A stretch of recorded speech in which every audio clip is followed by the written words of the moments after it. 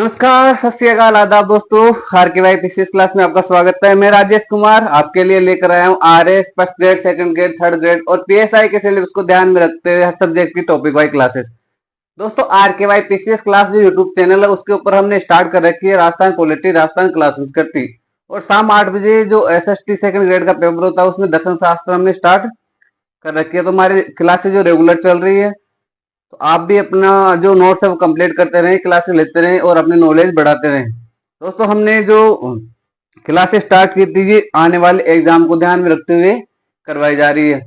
लेकिन जो भी एग्जाम की वैकेंसी आती है नहीं आती है, आने वाली है, वैकेंसी तो आएगी, आपको ही पता है वैकेंसी का, आज नहीं तो कल आएगी।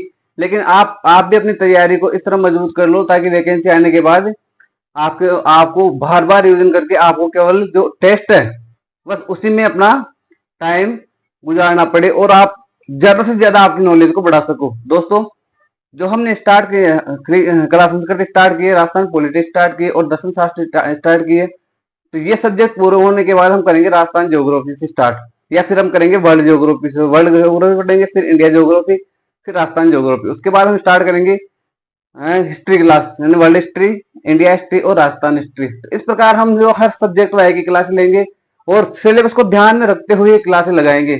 सिलेबस से बाहर कुछ भी नहीं पढ़ेंगे। तो सिलेबस के अकॉर्डिंग जो भी सिलेबस होगा, जो फर्स्ट ग्रेड का, सेकंड ग्रेड का, थर्ड ग्रेड का और आरएस का, इन तीनों चारों को सिलेबस को लेके हम हर सब्जेक्ट को, इनके टॉपिक को एनालिसिस करते हुए बोर्ड के माध्यम से पढ़ेंगे। तो हमारी जो कला संस्कृति क्लास चल रही थी उसमें हमने पढ़ा था आभूषण, चित्रकला पढ़ा था। उसके बाद में हमने पढ़ा था हस्तकला।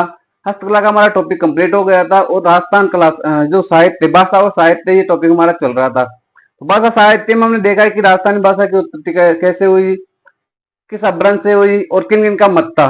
तो जो राजस्थानी भाषा की जो सोर्स है नहीं अपभ्रंश से हुई थी, उसमें जो मत हुआ तो वो हुआ एक तो के एम मुंशी और एक मोतीलाल मेनारिया का। इन्होंने बताया कि राजस्थानी भाषा की उत्पत्ति कहां से हुई, सोर्स से नहीं अपभ्रंश से।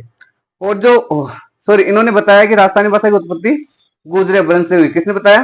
के एम मुंशी ने और मोतीलाल मेनारिया ने। और सोर्स से नहीं अपभ्रंश से हुई, ये किसने बताया? तो बताया एलपी टेसीटोरी ने कि राजस्थानी भाषा की उत्पत्ति किससे हुई, सोर्स यानी अपभ्रंश से। उसके बाद में नागर अपभ्रंश बताया गया और सौराष्ट्रीय अपभ्रंश भी बताया गया। तो नागर अपभ्रंश किसने बताया? तो जो जॉर्ज अब्राहम ग्रेसन है उन्होंने बताया कि जो राजस्थानी भाषा की उत्पत्ति है वो किससे हुई, नागरी अपभ्रंश से, नागर अपभ्रंश से। उसके बाद में जो सौराष्ट्रीय अपभ्रंश है उसके बारे में बताया गया। तो उसमें किसका पक्ष था, किसका मत था? तो जो सुनीतिनाथ चटर्जी उनका मत था कि जो राजस्थानी भाषा की उत्पत्ति हुई वो किससे हुई, वो सौराष्ट्रीय अपभ्रंश से हुई। तो इस प्रकार हमने देखा कि राजस्थानी भाषा की उत्पत्ति कैसे हुई, कितने वक्ता थे? तो 1,01,49,33,016 वक्ता थे राजस्थानी भाषा की। 1961 की जनगणना के अनुसार कितने वक्ता थे? 1,49,33,016 और 16 वक्ता थे। इस प्रकार हमने देखा राजस्थानी भाषा का क्या ढांचा रहा। राजस्थानी भाषा की जो सबसे पहले बताया वो किसने बताया? जॉर्ज अब्राहम ग्रेसन ने। यानी राजस्थान में जो भाषा है उसको राजस्थानी शब्द किसने दिया? जॉर्ज अब्राहम ग्रेसन ने ये शब्द दिया। अब देखते हैं आगे क्या है। तो हम देखेंगे राजस्थान की जो शैलियां हैं उसके बारे में हम पढ़ेंगे। राजस्थान की साहित्य की जो शैली है उसके बारे में पढ़ेंगे। तो आज का टॉपिक होगा हमारा राजस्थान साहित्य की शैलियां। कौन कौन सी शैली है? तो आपको पता है राजस्थान साहित्य की दो शैलियां हैं, एक तो डिंगल और एक पिंगल। डिंगल पश्चिमी राजस्थानी और पिंगल पूर्वी राजस्थानी। और सर्वाधिक साहित्य किस भाषा में लिखे गए? ज्यादा कौन सी शैली हमारे राजस्थान में प्रचलित है, किस शैली पर किसका प्रभाव पड़ा है, हम विस्तार से देखेंगे। विस्तार से देखेंगे कौन सी भाषा गद्य की है, कौन सी शैली गद्य की है और कौन सी शैली गद्य और पद्य की है। जैसे जो पिंगल शैली है उसमें गद्य और पद्य दोनों भाषाएं सम्मिलित है। तो हम इनको क्या विस्तार से देखेंगे। हमारा जो राजस्थान साहित्य की शैली है इसको हम विस्तार पूर्वक देखते हुए बोर्ड के माध्यम से पढ़ेंगे। तो राजस्थान भाषा की शैलियां, राजस्थान साहित्य की शैलियां, राजस्थान साहित्य की शैलियां।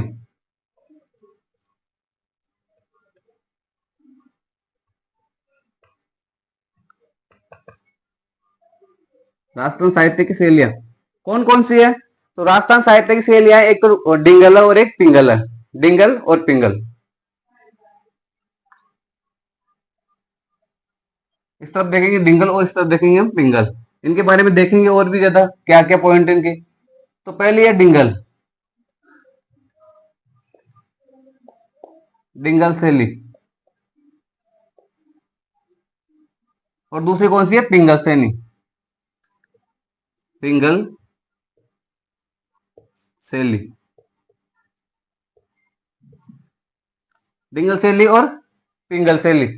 अब इन शैलियों में क्या क्या दे रखा है? तो सर्वप्रथम जो डिंगल शैली शब्द का प्रयोग हुआ वो किसने किया? तो बाकीदास के द्वारा अपनी जो रचना थी कुकवि बत्तीसी, कुकवि बत्तीसी में किया गया। किसका? डिंगल शैली का प्रयोग। इसका प्रयोग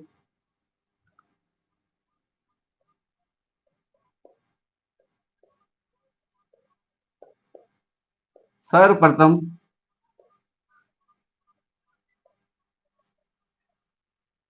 किसने किया? बाकीदास ने किया।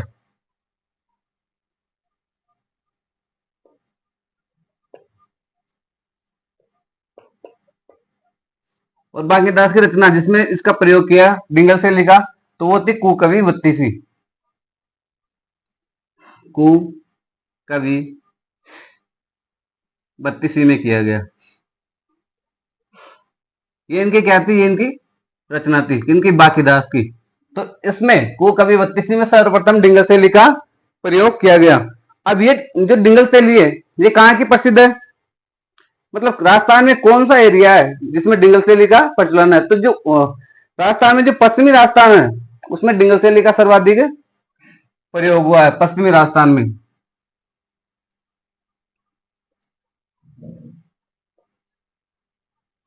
पश्चिमी राजस्थान में प्रचलित।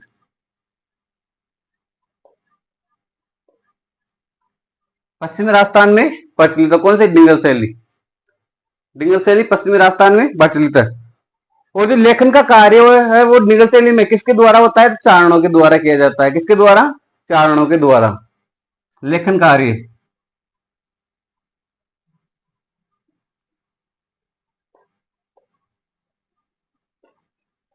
चारणों के द्वारा।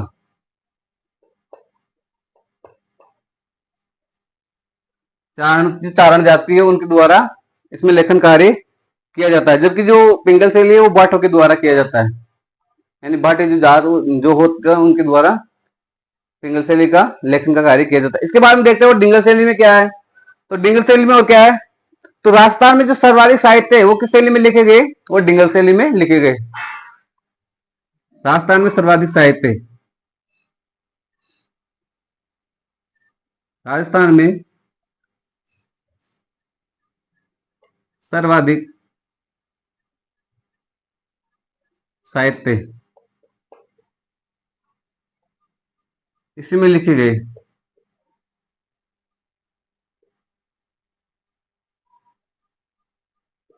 लिखे इसी शैली में लिखे। यानी जो भी साहित्य हुआ राजस्थान का सर्वाधिक रूप से वो किस शैली में लिखा गया? डिंगल शैली में लिखा गया। अब डिंगल शैली के क्या क्या प्रसिद्ध है? तो डिंगल शैली के सोरठे प्रसिद्ध है। कितने? सोरठे प्रसिद्ध है। सोरठे बोलते हैं ना जो कविता टाइप में लिखे जाते हैं, सोरठे उन कहते हैं। वो क्या है? राजस्थानी जो डिंगल शैली का वो प्रसिद्ध है। उसके बाद में डिंगल शैली में रागों की मांड प्रसिद्ध है। क्या प्रसिद्ध है? रागों की मांड। और क्या है? तो जो रागों की मांड है वो डिंगल शैली के प्रसिद्ध है। लेकिन रागों की मांड का जो मांड का गायक का कौन प्रसिद्ध है? मांड की गायिका कौन है? अल्लाह जिलाई बाई। सर्वाधिक प्रसिद्ध मांड गायिका कौन है? अल्लाह जिलाई बाई। तो इसमें देख लेते हैं इसके सबसे पहले तो क्या प्रसिद्ध है? सोरठे प्रसिद्ध है।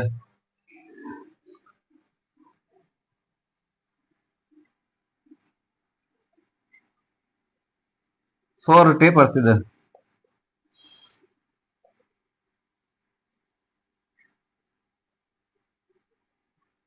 सोरठे प्रसिद्ध है किसके?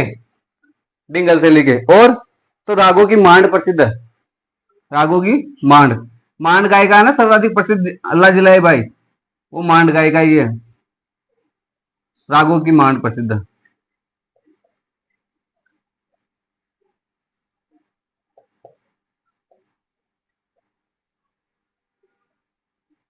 रागों की मांड प्रसिद्ध। अब प्रसिद्ध मांड गायिका कौन है? ये भी लिख लो। प्रसिद्ध मांड गायिका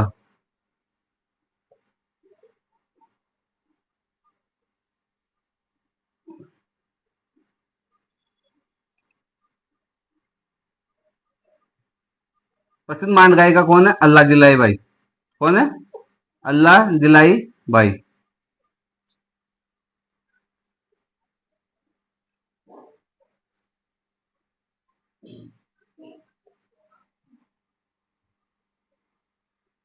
ये किसके रूप में प्रसिद्ध है? मांड गायिका के रूप में प्रसिद्ध है। कौन? अल्लाह जिलाई बाई।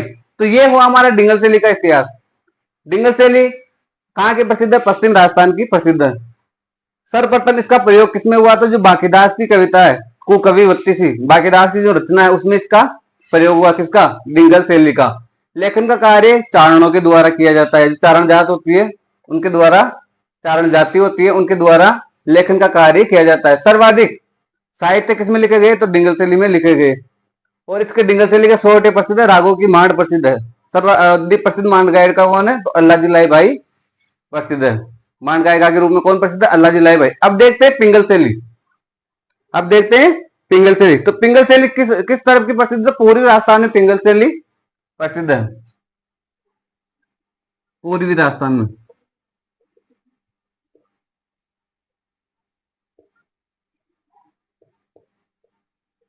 किस तरफ? पूर्वी राजस्थान में पिंगल शैली का प्रयोग किया जाता है। और क्या इसके बाद में? अब जो पिंगल शैली, इस पर किसका प्रभाव है? तो वज्र का प्रभाव। जो ब्रज होता है, ब्रज है ना, ब्रज मथुरा में कृष्ण से संबंधित ब्रज, ब्रज नगरी, तो जो ब्रज शैली है उसका प्रभाव किस पर है? पिंगल शैली पर। किस पर? पिंगल शैली पर। तो ब्रज शैली का प्रभाव, ब्रज शैली का प्रभाव,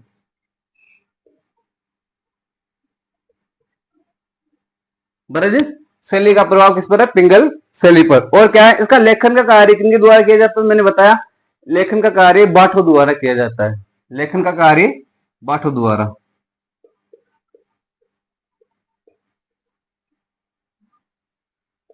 बाठों द्वारा।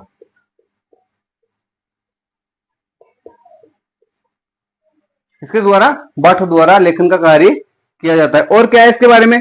तो ये शैली, इस शैली में जो दोनों भाषाएं हैं, कौन सी? हिंदी की गद्य और पद्य। तो दोनों भाषाओं में इस शैली में दोनों भाषाओं का प्रयोग किया गया। गद्य और पद्य भाषाओं का प्रयोग हुआ।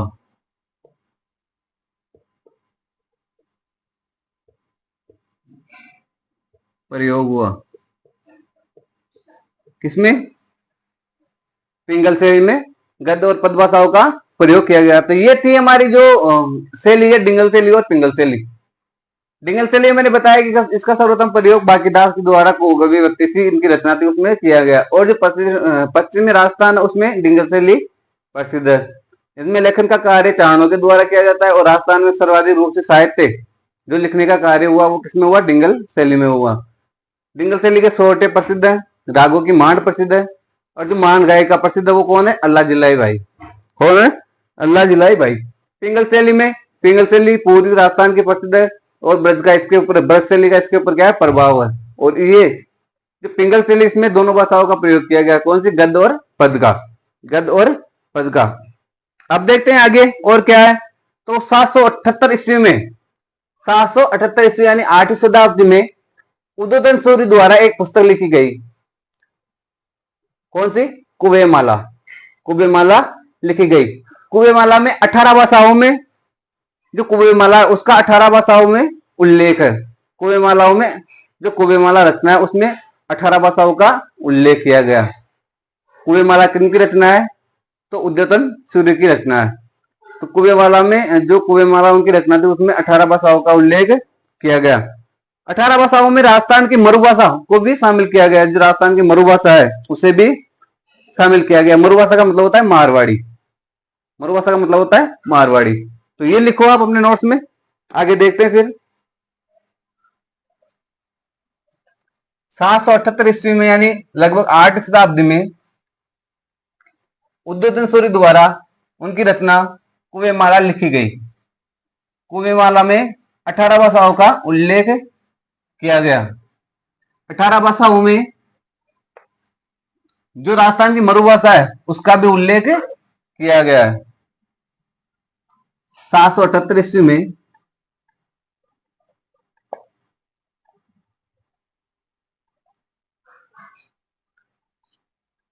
उद्योधन सूरी द्वारा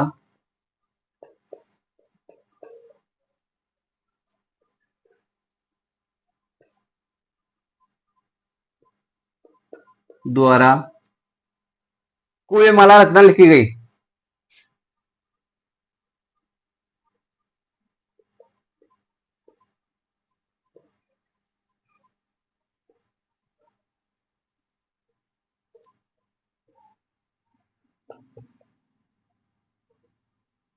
पुस्तक की रचना की गई।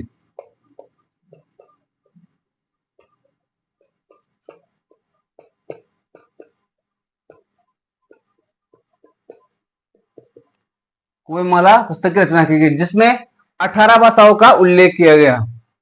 जिसमें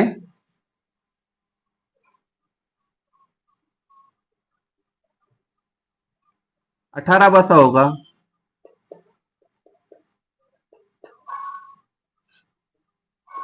उल्लेख किया गया।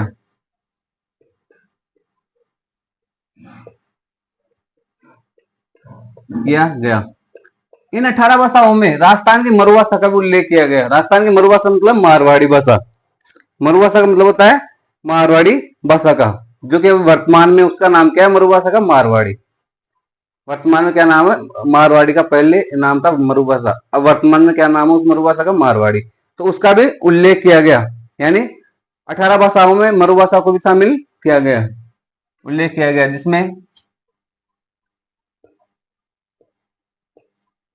राजस्थान की मरुभाषा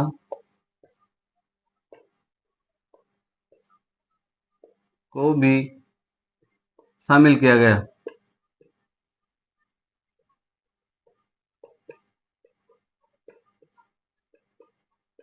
शामिल किया गया, जो कि वर्तमान में क्या नाम है मरुभाषा का? मरुभाषा का वर्तमान में क्या नाम है? वर्तमान नाम मारवाड़ी।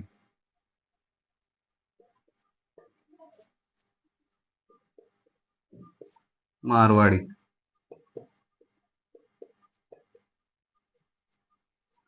मरुभाषा को वर्तमान में कहते हैं मारवाड़ी भाषा कहते हैं।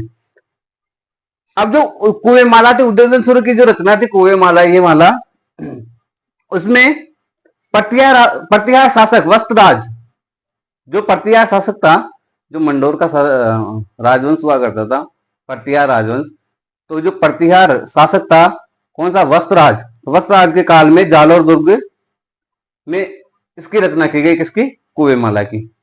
यानी कुएमाला की रचना, नोट लिखो, यहां से नोट लगा के लिख लो। कुएमाला की रचना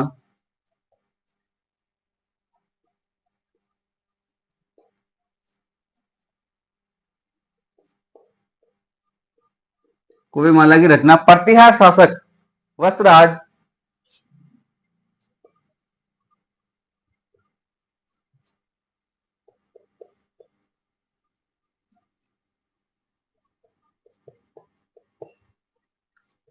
वस्त्रराज के काल में,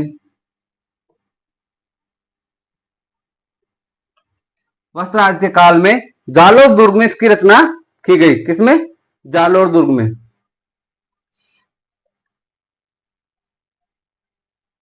के काल में उद्योधन सूरी द्वारा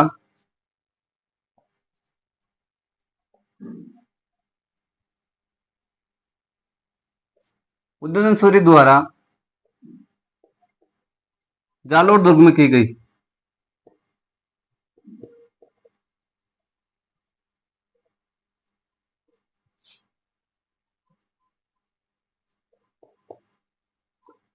अब ये क्वेश्चन बन जाता है कई बार कि जो कुएमाला है इसकी रचना पहले तो किसके द्वारा की गई?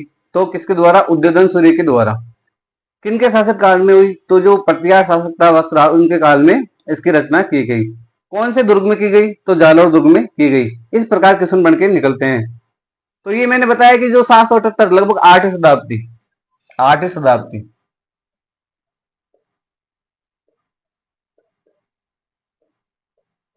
8वीं शताब्दी में उद्योधन सूरी द्वारा कुएमाला की रचना की गई। उन कुएमाला में 18 भाषाओं को शामिल किया गया। कुएमाला जो रचना है उसमें उद्योधन सूरी द्वारा 18 भाषाओं को शामिल किया गया। अब 18 भाषाओं में एक भाषा कौन थी? राजस्थान की मरुभाषा। मरु भाषा को भी शामिल किया गया, जो कि वर्तमान में क्या नाम है उसका, मारवाड़ी भाषा। क्या नाम है, मारवाड़ी।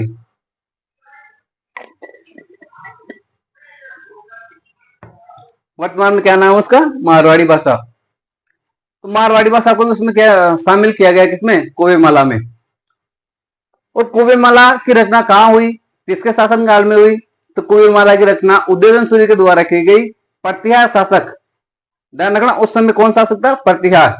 कौन सा वंश शासक कर रहा था, प्रतिहार।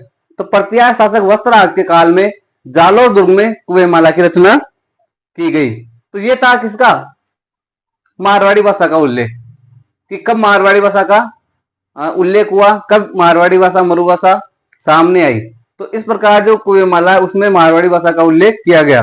अब इसके बाद में देखते हैं हम, और क्या है, तो अब्दुल फजल की जो रचना है, कौन सी, आयने अकबरी, और जो कुशल लाभ की रचना है, पिंगल शिरोमणि। अब्दुल फजल की आयने अकबरी और कुशल लाभ की कौन सी है, पिंगल शिरोमणि में राजस्थान की भाषा के लिए सर्वप्रथम मारवाड़ी शब्द का प्रयोग किया गया। ये क्वेश्चन कई बार बनता है कि मारवाड़ी भाषा का प्रयोग सर्वप्रथम कब किया गया, तो वो भी लिख लो।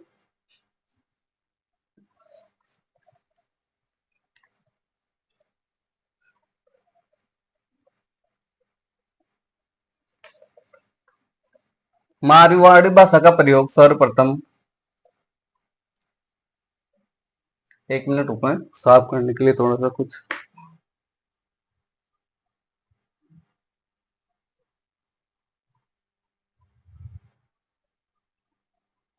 तो सर्वप्रथम मारवाड़ी भाषा का प्रयोग कब हुआ, यानी मारवाड़ी शब्द का प्रयोग कब हुआ, तो सर्वप्रथम मारवाड़ी शब्द का प्रयोग लिखते हैं,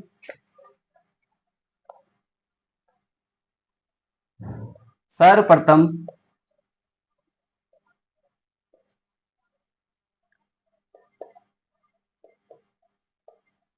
मारवाड़ी शब्द का प्रयोग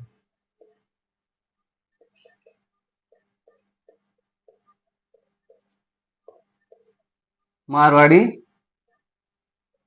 शब्द का प्रयोग कब हुआ, तो आयने अकबरी, जो किसकी है, अब्दुल फजल की, अबुल फजल की।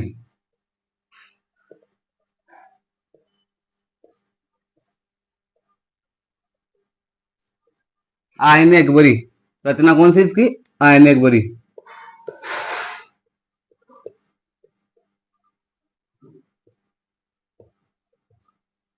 आयने अकबरी, और कुशल लाभ की रचना कौन सी है, पिंगल शिरोमणि।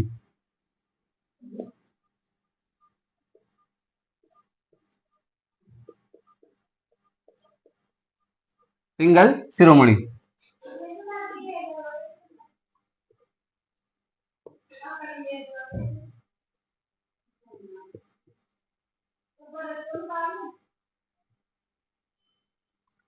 इनमें, इन रचनाओं में सर्वप्रथम मारवाड़ी शब्द का प्रयोग किया गया।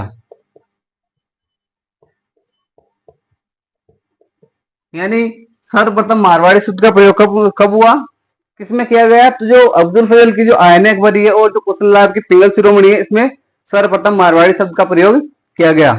राजस्थानी भाषा का प्रथम ग्रंथ कौन सा है, राजस्थानी भाषा का प्रथम ग्रंथ कौन सा है, तो कौन सा है, भरतेश्वर और बाहुबली गोड़, ये राजस्थानी भाषा का प्रथम ग्रंथ है, राजस्थानी भाषा का प्रथम ग्रंथ।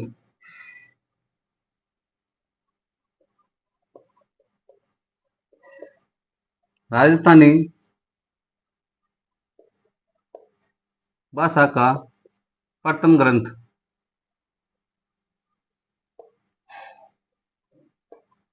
प्रथम ग्रंथ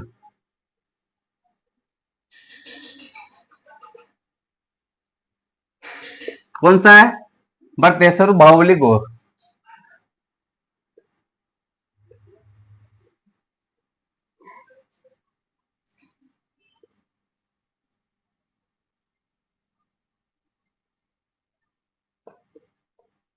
भरतेश्वर बाहुबली गोड़, ये क्या है, ये राजस्थानी भाषा का प्रथम ग्रंथ है। और क्या है इसके बाद में, राजस्थानी भाषा का प्रथम ग्रंथ हो गया। अब देखते हैं जो संतो लेख है, संतो लेख भाषा का, राजस्थानी भाषा का प्रथम ग्रंथ कौन सा है, संतो लेख भाषा में राजस्थानी भाषा का प्रथम ग्रंथ कौन सा है, कौन सा, सतो, संतो लेख वाली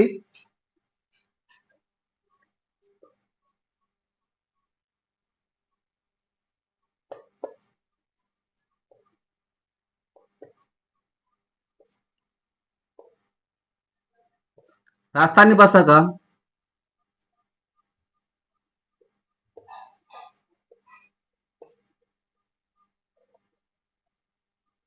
प्रथम ग्रंथ कौन सा है?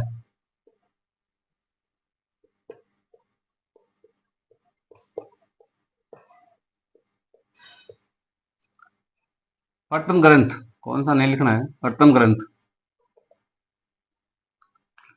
तो ये तो राजस्थानी भाषा का तो प्रथम ग्रंथ हो गया बट्टेश्वर बाहुबली। लेकिन जो बट्टेश्वर बाहुबली रास है वो क्या है? वो सुन तो लेख वाली जो राजस्थानी भाषा है उसका क्या है? प्रथम ग्रंथ है। कौन सा? बट्टेश्वर बाहुबली रास। बट्टेश्वर बाहुबली रास, ये बट्टेश्वर बाहुबली गो राजस्थानी भाषा का प्रथम ग्रंथ है। और सवन तो लेखवाड़ी राजस्थानी भाषा का प्रथम ग्रंथ कौन सा है? तो बट्टेश्वर बाहुबली रास। बट्टेश्वर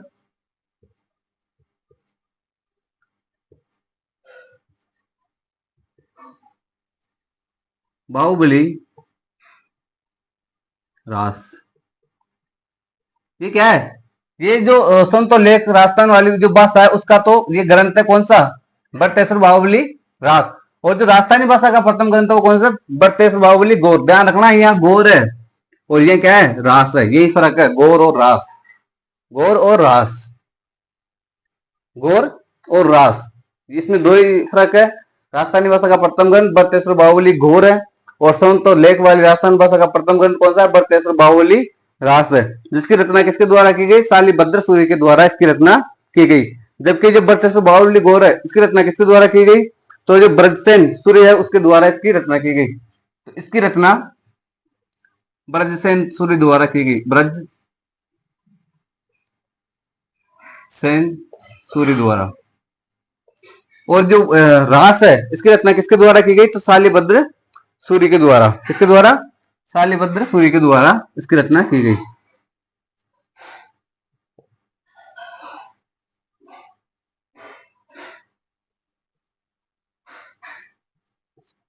शालिभद्र सूर्य के द्वारा रास की रचना की गई। और गौर की रचना किसके द्वारा की गई? गौर की रचना की गई ब्रजसेन सूर्य के द्वारा। तो ये हुआ क्या? राजस्थानी भाषा का प्रथम ग्रंथ और संतो लेख वाली राजस्थान भाषा का प्रथम ग्रंथ। ध्यान रखना, इसकी रचनाकार भी ध्यान रखना और ये रचना भी ध्यान रखना, ग्रंथ भी ध्यान रखना और इनके जो रचनाकार है उनको भी ध्यान रखना है, जिसके द्वारा लिखा गया उनको भी ध्यान रखना है। कई बार क्वेश्चन पूछा गया है कि कोई माला की किसने लिखी? तो उद्दीन सूर्य ने लिखी। अब आयन अकबरी किसके द्वारा लिखी गई? अब्दुल फजल के द्वारा लिखी गई। पिंगल शिरोमणि कुशल लाभ के द्वारा लिखी गई। और बट्टेश्वर बाहुबली गौर है वो किसके द्वारा लिखी गई? तो ब्रजसेन सूर्य के द्वारा वो लिखी गई। और जो बट्टेश्वर बाहुबली रास है वो किसके द्वारा लिखी गई? तो वो शालिभद्र सूर्य के द्वारा लिखी गई। अब देखते हैं मारवाड़ी भाषा। अब चलते हैं हम अपना स्टेप बाय स्टेप मारवाड़ी भाषा पे, यानी मरु भाषा पे। मैंने बताया मारवाड़ी का सर्वप्रथम उल्लेख कहाँ है? तो अब्दुल फजल की आयन अकबरी और कुशल लाल की पिंगल शिरोमणि में मारवाड़ी शब्द का प्रयोग किया गया। जो उद्दीन सूर्य की कोई माला है उसमें 18 भाषाओं का उल्लेख किया गया। उन 18 भाषाओं में मरु भाषा की का भी उल्लेख हुआ। उसी मरु भाषा को वर्तमान में क्या कहते हैं? मारवाड़ी भाषा कहते हैं। राजस्थान का सर्वप्रथम जो भाषा ग्रंथ था वो कौन सा था राजस्थानी भाषा में ग्रंथ? तो वो था बट्टेश्वर बाहुबली गौर। किनके द्वारा लिखा गया? तो ब्रजसेन सूर्य के द्वारा लिखा गया। और जो संत और लेख वाली राजस्थानी भाषा का प्रथम ग्रंथ था वो किसके द्वारा लिखा गया? तो शालिभद्र सूर्य के द्वारा लिखा गया। और ग्रंथ का नाम क्या था? बट्टेश्वर बाहुबली रास। तो इन सबको आपको ध्यान में रखना है और अपने नोट्स भी बनाने हैं। इनमें से क्वेश्चन निकलते हैं। पहले जो प्रीवियस ईयर क्वेश्चन आए हुए हैं, जो पहले एग्जाम में आए हुए हैं, वो क्वेश्चन भी इनमें से आए हुए हैं। और जो क्वेश्चन आने की संभावना है वो भी इनमें से ही आने की संभावना है। इसके बाद देखते हैं मारवाड़ी भाषा। इसके बाद देखते हैं मारवाड़ी भाषा। मारवाड़ी भाषा किस क्षेत्र में बोली जाती है? कहाँ की प्रसिद्ध है? उसकी उपबोलियां कौन कौन सी है? ये सब हम देखेंगे अपनी मारवाड़ी भाषा का जो टॉपिक है उसमें। तो हम देखते हैं सबसे पहले मारवाड़ी भाषा। तो राजस्थान की भाषाओं को लेकर चल रहे हैं हम। एरिया के हिसाब से पढ़ेंगे कौन से किसी एरिया में और कौन सी उसकी उपबोलियां हैं और किस किस क्षेत्र में वो बोलियां बोली जाती है, कौन से क्षेत्र में बोली कौन सी प्रसिद्ध है? जैसे पश्चिमी राजस्थान में मारवाड़ी प्रसिद्ध है, तो पूर्वी राजस्थान में ढूंढाड़ी प्रसिद्ध है। दक्षिणी राजस्थान में हाड़ौती प्रसिद्ध है। तो इसी प्रकार हम पढ़ेंगे अलग अलग बोलियों को लेकर, उनकी उनका एरिया पढ़ेंगे, उनकी जो स्टेप बाय स्टेप जो बोलियां हैं, उपबोलियां वो कौन सी है, और कौन से जिले में कौन सी बोली बोली जाती है। सबसे पहले पढ़ेंगे मारवाड़ी भाषा। मारवाड़ी भाषा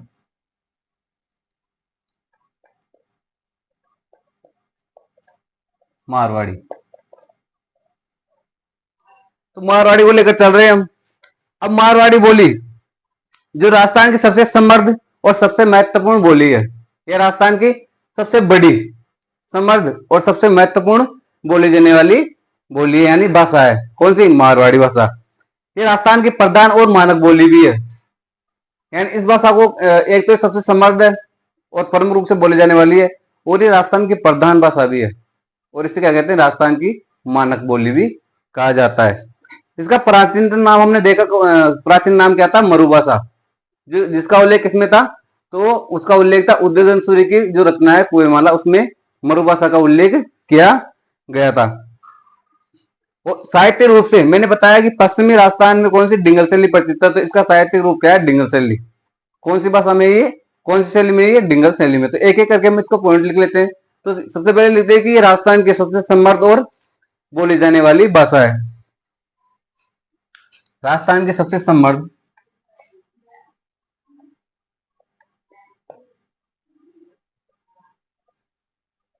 सबसे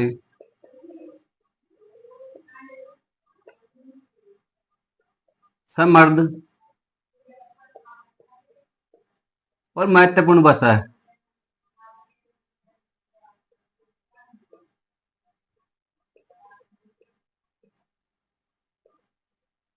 ये राजस्थान की, और ये राजस्थान की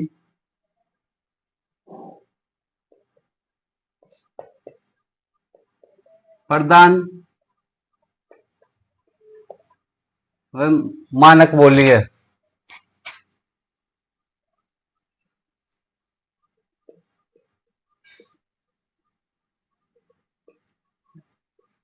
बोली के रूप में जानी जाती है। कौन सी भाषा? मारवाड़ी भाषा। अब इसका प्राचीनतम नाम क्या है? हमने देखा था ना उदयन सूर्य की कोयमाला में, इसका प्राचीनतम नाम क्या है? तो इसका प्राचीनतम नाम है मरुभाषा। इसका प्राचीनतम नाम मरुभाषा।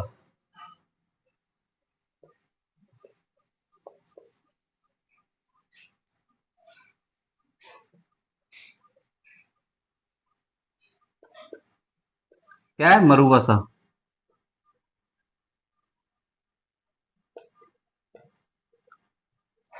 किसमें दे रखा है? तो हमने देखा था जो उदयन सूर्य की कोयमाला, उसमें इसका उल्लेख किया गया। जो 18 भाषाएं थी उसमें एक मरुभाषा भी थी, जो क्या है वर्तमान में राजस्थान की मारवाड़ी बोली के रूप में प्रसिद्ध है। तो इसका जो प्राचीनतम नाम है वो क्या है? मरुभाषा। तो मैंने लिखवा दिया था वैसे मरुभाषा का उल्लेख किसमें, फिर भी लिख लो। इसका उल्लेख उद्योतन सूर्य की कोयमाला में किया गया। उद्योतन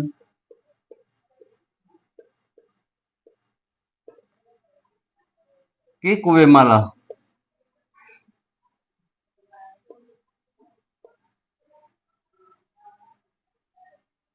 उद्योतन सूर्य की कुएमाला में इसका उल्लेख किया गया। और क्या इसके बाद में? तो इसका साहित्यिक रूप क्या है? डिंगल। साहित्यिक रूप क्या है इसका? डिंगल। किसका? मारवाड़ी का।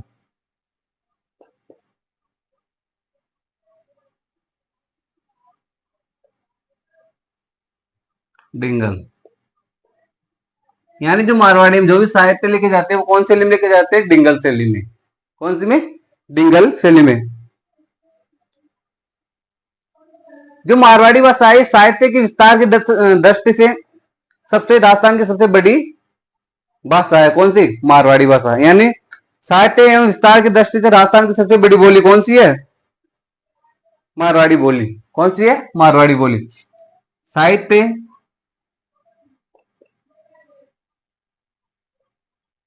और विस्तार की दृष्टि से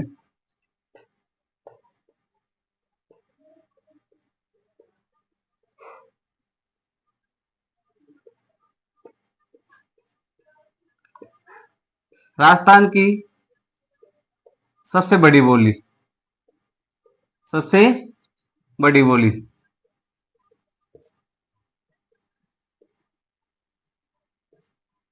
कौन सी? मारवाड़ी भाषा। यानी जब सबसे ज्यादा साहित्य भी किसमें लिखे हुए? मारवाड़ी भाषा। और जो सबसे ज्यादा विस्तार है बोलने के हिसाब से, तो वो किसका है? मारवाड़ी भाषा का है। अब 1961 की जनगणना देखी हमने, उसमें हमने देखा था राजस्थान के जो वक्ताओं की संख्या कितनी थी? 1,49,33,016। लेकिन जो 1961 की जनगणना के अनुसार मारवाड़ी भाषा बोलने वाले वक्ताओं की संख्या कितनी है, वो देखेंगे हम। तो कितनी है? 62,42,449। यहां लिख लो। 1961 की जनगणना के अनुसार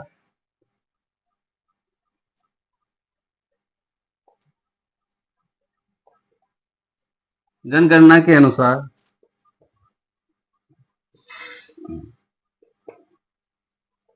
मारवाड़ी भाषा के वक्ताओं की संख्या,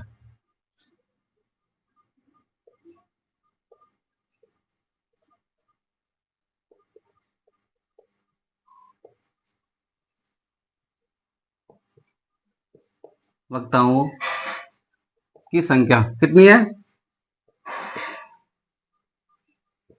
तो कितनी है? 62,42,449। कितनी है?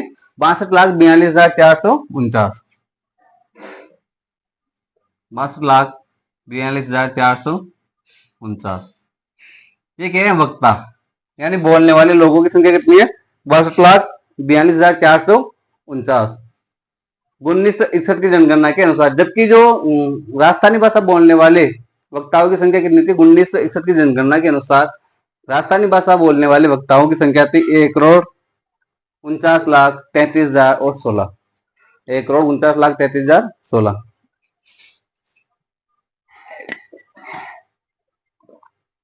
तो ये इनकी वक्ताओं की संख्या थी। अभी मारवाड़ी बोली जाती है कौन कौन से क्षेत्र में, कौन कौन से जिले जिनमें मारवाड़ी भाषा का क्या है? प्रचलन है। कौन कौन से जिले हैं जिसमें मारवाड़ी भाषा बोली जाती है? तो सर्वाधिक मारवाड़ी भाषा बोली जाती है जोधपुर में। कौन से? जोधपुर में। जोधपुर, बीकानेर, जैसलमेर, बाड़मेर, जालोर, सिरोही। तो देखते हैं, मैप के हिसाब से देखते हैं, मैप के हिसाब से देखते हैं।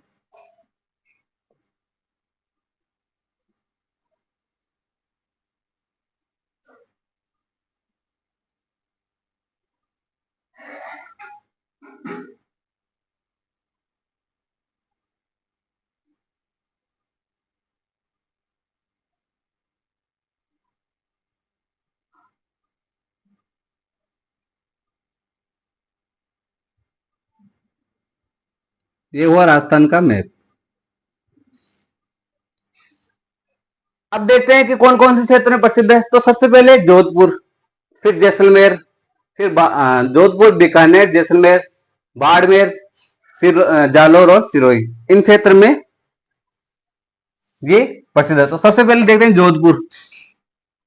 जोधपुर, जोधपुर से कहां गए? बीकानेर, बीकानेर से जैसलमेर, जैसलमेर से बाड़मेर, बाड़मेर से सिरोही, सिरोही से जालोर, जालोर से पाली, जालोर से पाली। तो इस प्रकार ये भाषा का विकास है। इस प्रकार इस भाषा का विकास है।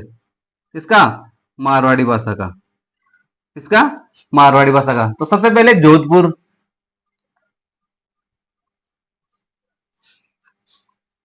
यानी कम बोले जाने वाले क्षेत्र कहां बोली जाती है? तो जोधपुर, जैसलमेर, बीकानेर, जोधपुर, बीकानेर, जैसलमेर,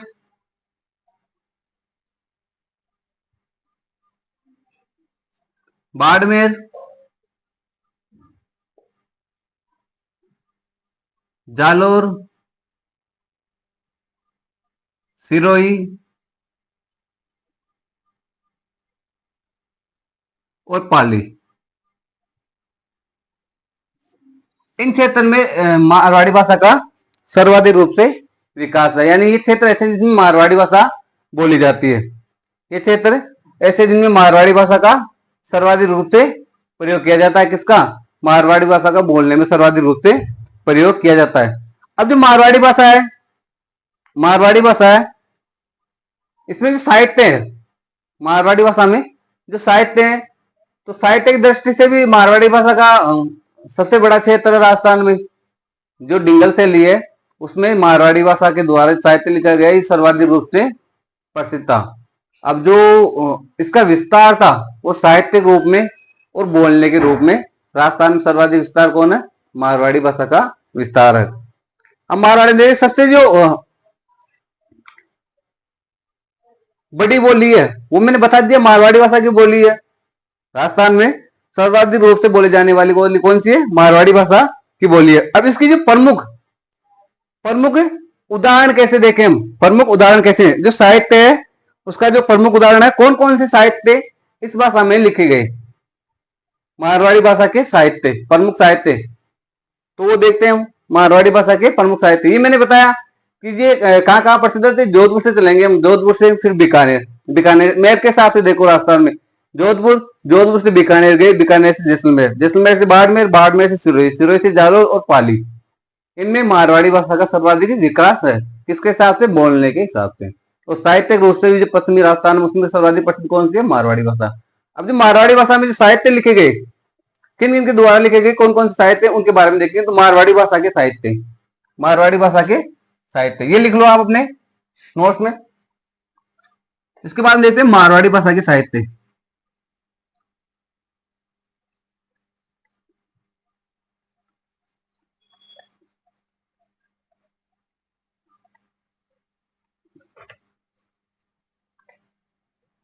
मारवाड़ी भाषा के साहित्य,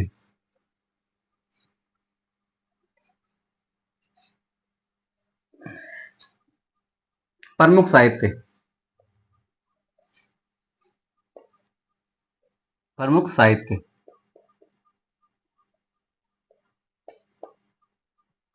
तो मारवाड़ी भाषा में जो साहित्य लिखे गए उनमें सबसे प्रमुख उदाहरण है, सबसे पहले कौन सा? चारण साहित्य। मैंने बताया ना मारवाड़ी भाषा में चारणों का प्रयोग, चारणों के द्वारा सर्वाधिक साहित्य लिखे गए।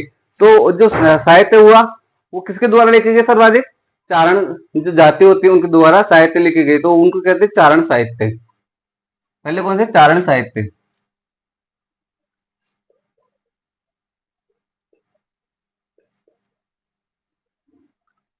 अब आप पूछोगे सर क्वेश्चन कैसे बनता है? तो क्वेश्चन बनता है कि कौन सी बोली में, सॉरी, चारण साहित्य का उदाहरण है मारवाड़, डुंडाड़ी, हाड़ौती या फिर शेखावाटी। तो जो चारण साहित्य लिखे गए वो किसमें? मारवाड़ी भाषा में लिखे गए। किसमें? मारवाड़ी भाषा में। और उसके बाद में जैन साहित्य, उसके बाद में जैन साहित्य,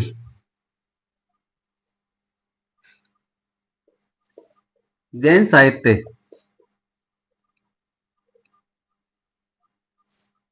ये भी मारवाड़ी भाषा में लिखे गए। शैली कौन सी है? शैली है डिंगल शैली, डिंगल शैली, डिंगल शैली। और कौन थे साहित्य? तो मीराबाई की रचनाएं भी मारवाड़ी भाषा में लिखी गई। मीराबाई की रचनाएं,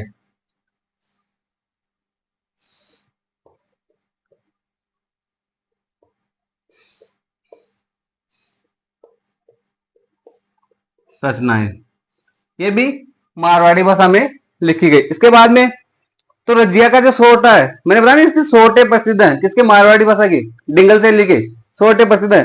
तो सोटे में जो मारवाड़ी भाषा में थे वो थे रजियारा सोटा। कौन सा? रजियारे सोटे,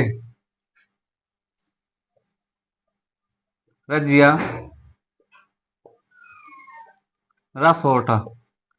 ये किसके? मारवाड़ी की प्रसिद्ध, डिंगल से लिखे प्रसिद्ध रजियारा सोटा।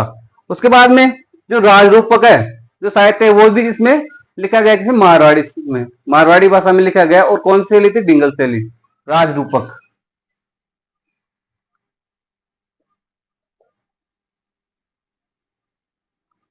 राजरूपक भी किसमें लिखा गया? मारवाड़ी भाषा में। किस शैली में? डिंगल शैली में। उसके बाद में मुमल, डोलामारू, ये भी क्या है, ये भी इसके रचनाएं साहित्य है मारवाड़ी भाषा में। मुमल, डोलामारू,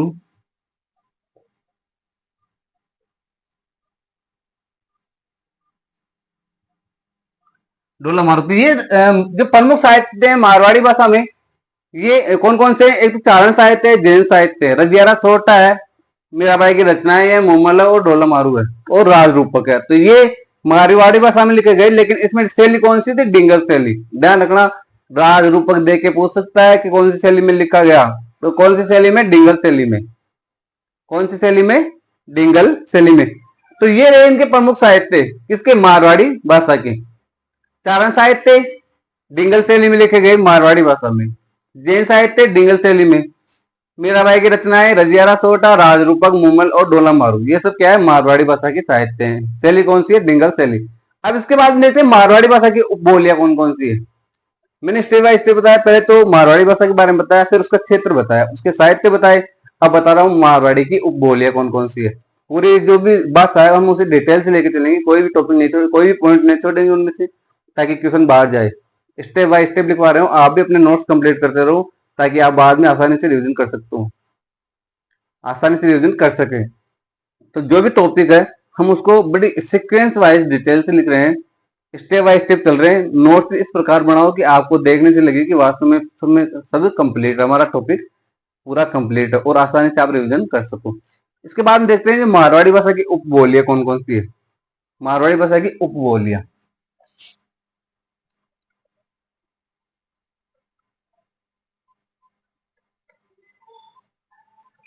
मारवाड़ी भाषा की उपबोलियां,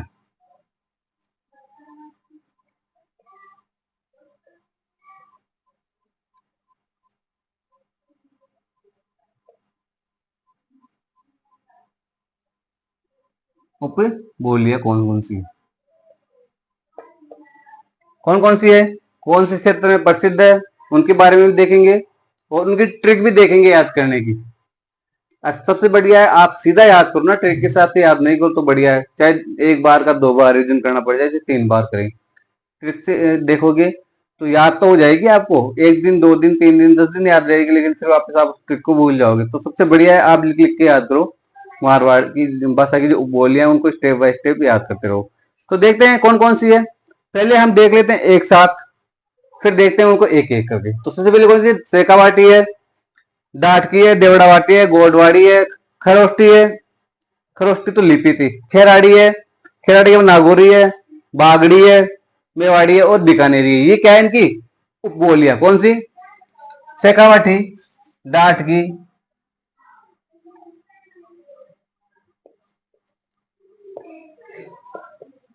शेखावाटी, डाटकी, शेखावाटी, डाटकी, देवड़ावाटी, देवड़ावाटी,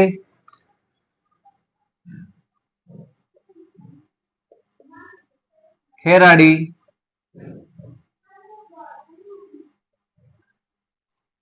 देवड़ावाटी, खेराड़ी, खेराड़ी के बाद में थली, नागौरी, बागड़ी,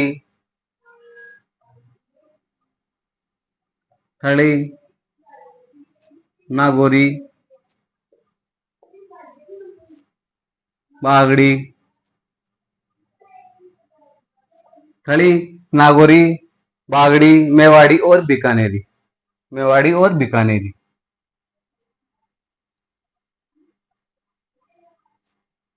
और बीकानेरी, तो ये जो मारवाड़ी भाषा है उसकी उपबोलियां हैं, यानी मारवाड़ी भाषा तो बोली जाती है, लेकिन मारवाड़ी भाषा की जो जैसे नदियां होती है ना, और जो नदियों की सहायक नदियां होती है, उसी प्रकार जो मारवाड़ी भाषा है उसकी उपबोलियां कौन सी है, शेखावाटी, डाटकी, देवड़ावाटी, इसे डाटे भी कहते हैं, डाटकी को डाटे भी कहते हैं, डाटे। तो शेखावाटी, डाटकी, देवड़ावाटी, खेराड़ी, थड़ी, नागौरी, बागड़ी, बागड़ी, मेवाड़ी और बीकानेरी, ये क्या है, ये मारवाड़ी भाषा की उपबोलियां हैं।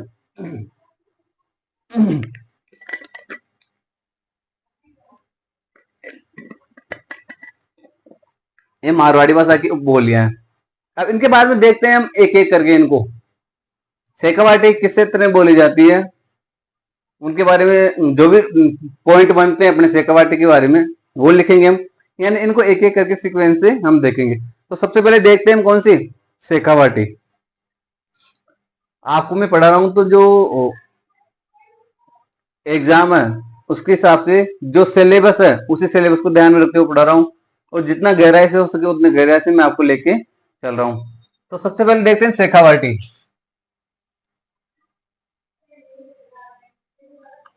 शेखावाटी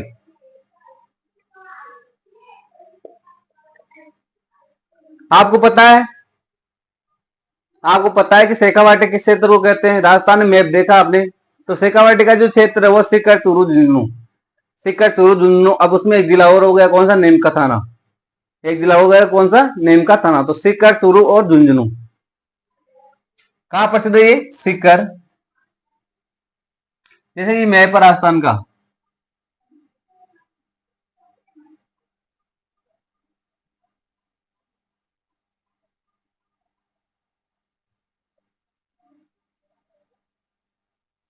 ये राजस्थान का मैप हो गया। तो यहाँ है ये क्षेत्र, ये क्षेत्र हो गया कौन सा, ये क्षेत्र हो गया। ये क्या है, शेखावाटी। शेखावाटी, तो इस क्षेत्र में ये बोली प्रसिद्ध कौन सी, शेखावाटी। तो प्रसिद्ध क्षेत्र कौन से इसके,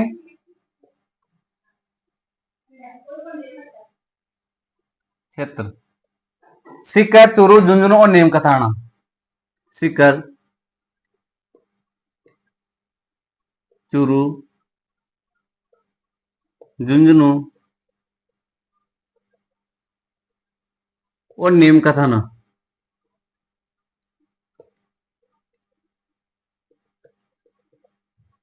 ये क्षेत्र की शेखावाटी बोली प्रसिद्ध है। किस क्षेत्र की, सुकर सीकर झुंझुनू और चूरू। इस बोली पर जो शेखावाटी बोली है इस पर किसका प्रभाव है, तो इसका जो शेखावाटी बोली है इस पर मारवाड़ी और ढूंढाड़ी का प्रभाव है। पता है आपको ढूंढाड़ी किस क्षेत्र में बोली जाती है, तो जयपुर के जो आसपास का क्षेत्र है यहाँ, ये ढूंढाड़ी हो गई, ये ढूंढाड़ी हो गई यहाँ। अब ये ढूंढाड़ी हो गई ना, ढूंढाड़ी, तो इसका भी प्रभाव इस पर हो गया ना। लेकिन और इधर हो गई मारवाड़ी, कौन कौन सी हो गई है, मारवाड़ी। ये यहाँ, ये मारवाड़ी हो गई, ये यहाँ कौन सी, मारवाड़ी। तो इस पर जो शेखावाटी, इस पर किसका प्रभाव होगा, मारवाड़ी और ढूंढाड़ी का। किसका, मारवाड़ी और ढूंढाड़ी का। तो इस पर प्रभाव किसका है, प्रभाव कौन सी बोली का है, मारवाड़ी और ढूंढाड़ी का प्रभाव है। मारवाड़ी और ढूंढाड़ी, ढूंढाड़ी का प्रभाव किस बोली पर, शेखावाटी बोली पर। कौन कौन सी, मारवाड़ी और ढूंढाड़ी का प्रभाव है। तो ये रहा शेखावाटी। अब इसके बाद में देखते हैं, हमने देखा शेखावाटी किस क्षेत्र में बोली जाती है, तो सीकर चूरू झुंझुनू और नीम के थाने में ये भाषा बोली जाती है। किसकी उपबोली है, तो मारवाड़ी की उपबोली है। शेखावाटी पर किसका प्रभाव है, तो मारवाड़ी का ही प्रभाव और ढूंढाड़ी का प्रभाव है। मैंने बताया ना, इस तरह मारवाड़ी हो गई, ढूंढाड़ी हो गई, तो शेखावाटी पर किसका प्रभाव होगा, ये शेखावाटी पर प्रभाव होगा ढूंढाड़ी और मारवाड़ी दोनों का, ढूंढाड़ी और मारवाड़ी दोनों का। तो ये हो गई शेखावाटी। इसके बाद में देखते हैं डाट की, कौन सी, डाट की या डाटी, जो कहां बोली जाती है, जैसलमेर और बाड़मेर में। जैसलमेर। अब जो मारवाड़ी की उपबोली है, ये मारवाड़ी की उपबोली है डाट की, डाट की। दूसरी देखते हैं डाट की, डाट की या डाटी, ये कहां बोली जाती है, तो ये राजस्थान का मैप है। जैसे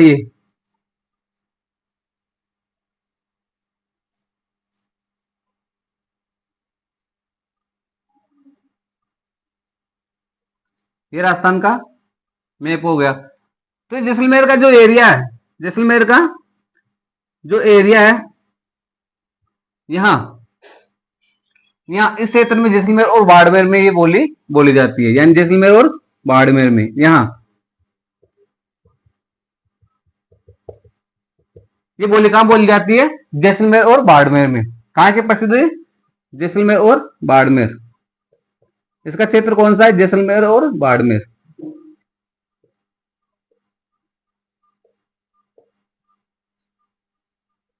बाड़मेर। ध्यान रखना, क्वेश्चन आएगा ना तो यही पूछेगा क्षेत्र कि जो डाट की बोली है इसका क्षेत्र संबंधित है, किस क्षेत्र से संबंधित है? तो जैसलमेर और बाड़मेर से। शेखावाटी बोली किस क्षेत्र से संबंधित है? तो झुंझुनू, सीकर, चूरू और नीमका थाना से। इस प्रकार आपको पूछेगा, या तो पूछेगा कि उपबोलियां, मारवाड़ी की उपबोली कौन कौन सी है, या फिर राजावाटी किस क्षेत्र की उपबोली है, या फिर शेखावाटी किस क्षेत्र की बोली है, या फिर पूछेगा कि जैसे शेखावाटी है वो किस बोली की उपबोली है, ये मारवाड़ की उपबोली है, मारवाड़ की उपबोली है। तो उनमें ऑप्शन दे देगा, तो उसमें से हमें क्या करना है? मारवाड़ की उपबोली कौन कौन सी है उनको टिक लगाना है। जैसे मारवाड़ की है, शेखावाटी है, डाट की है। शेखावाटी डाट की है, उसके बाद देवड़ावाटी, गोडवाड़ी, थली है, नागौरी है, बागड़ी है और बीकानेरी है। थली है, नागौरी है, बागड़ी है और बीकानेरी है। तो ये क्या है? और मेवाड़ी। तो ये क्या है? मारवाड़ी की उपबोलियां है। तो हमें बोली के बारे में ध्यान रखना है और उनकी उपबोलियों के बारे में ध्यान रखना है, उनके क्षेत्र ध्यान रखना है, कौन कौन से क्षेत्र में वो बोली जाती है। अब इसके बाद देखते हैं हम देवड़ावाटी। देवड़ावाटी कहाँ बोली जाती है? तो देवड़ावाटी जो सिरोही का क्षेत्र है, ये सिरोही का क्षेत्र है। यहाँ सिरोही आ गया ना, तो ये सिरोही का क्षेत्र है यहाँ। तो ये क्या बोली जाती है? देवड़ावाटी। देवड़ावाटी।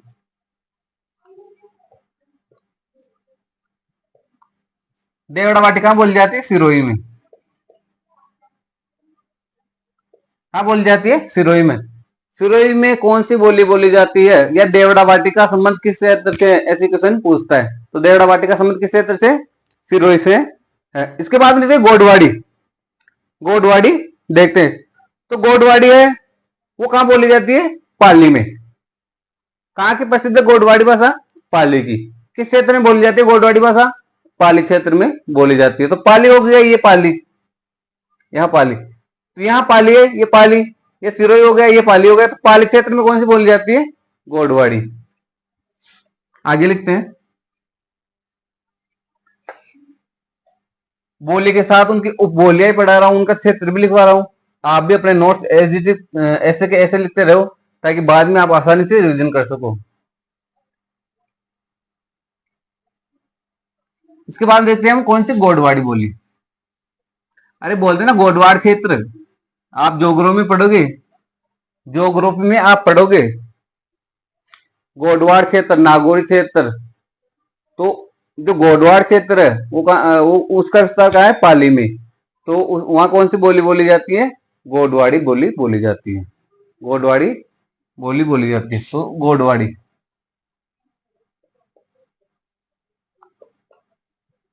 गोडवाड़ी कहाँ? पाली में। पाली, या पहले इसे क्या कहते थे? बाली भी कहते थे।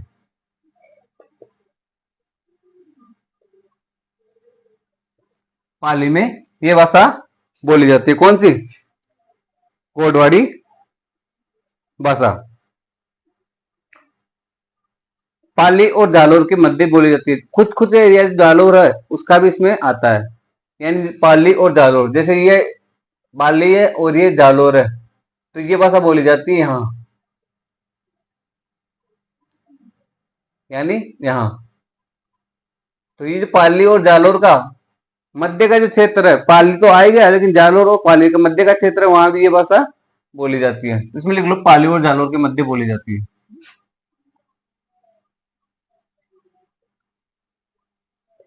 पाली,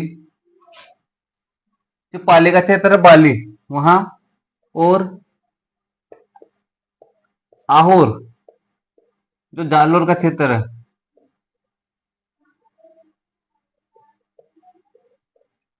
के मध्य बोली जाती है।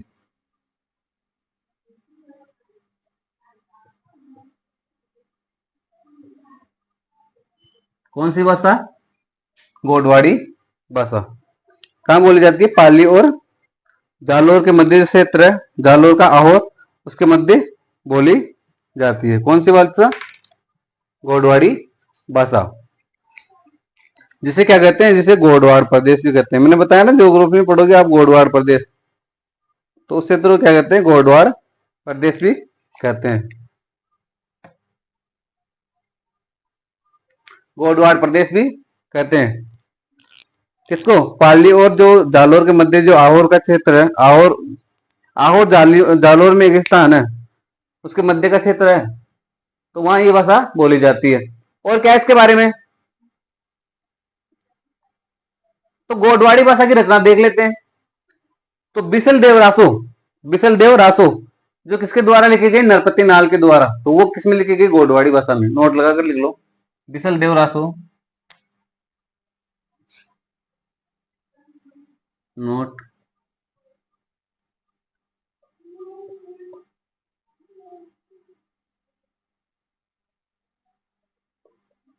बिसल देव रासो, किसकी रचना है, नरपति नाल की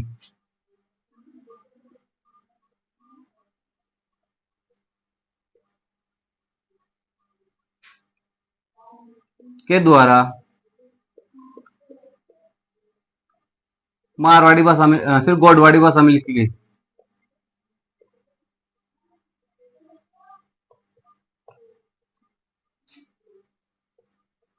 लिखी गई, गोडवाड़ी भाषा में लिखी गई। तो ये भी पूछ सकता है कि गोडवाड़ी भाषा में कौन सी रचना लिखी गई, तो बिसल देव रासो जो नरपति नाल के द्वारा गोडवाड़ी भाषा में लिखी गई। अब बिसल देव का संबंध है तो आपको पता है किससे संबंधित है, तो बिसल देव का संबंध राजमती से, किससे, राजमती से संबंधित, जो बिसल देव की राजनीति राजमती उससे संबंधित है, किसका, बिसल देव का वर्णन। बिसल देव जो रासो रचना है इसमें किसका वर्णन किया गया है, राजमती का वर्णन किया गया है। अब इसके बाद में देखते हैं खेराड़ी, इसके बाद में देखते हैं खेराड़ी।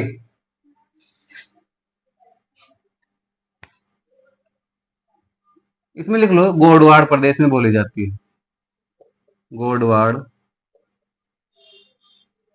प्रदेश में बोली जाती है।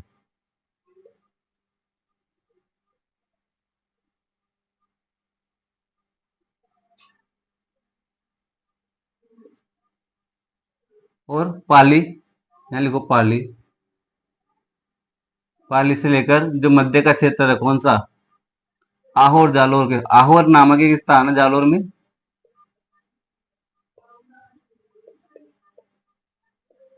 के मध्य बोली जाती है, के मध्य बोली जाती है कौन सी, गोडवाड़ी भाषा। अब देखते हैं हम खेराड़ी, तो खेराड़ी कहाँ बोली जाती है, तो खेराड़ी बोली जाती है सापरा, बूंदी, भीलवाड़ा और जहाजपुर में। खेराड़ी भाषा सापरा, बूंदी, कब बोली जाती है, सापरा, बूंदी, भीलवाड़ा और जहाजपुर में।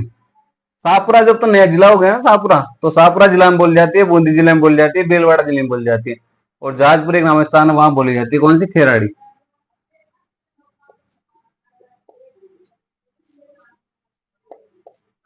इसका क्षेत्र कहाँ है,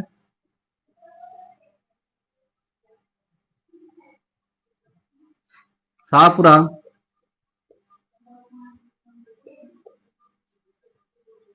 बूंदी, शाहपुरा, बूंदी, भीलवाड़ा,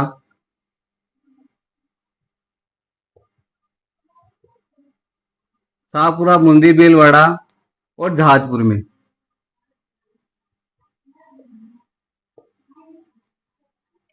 तो ये भाषा जो खेराड़ी भाषा है कहाँ बोली जाती है, शाहपुरा, बूंदी, भीलवाड़ा और जहाजपुर में ये भाषा बोली जाती है।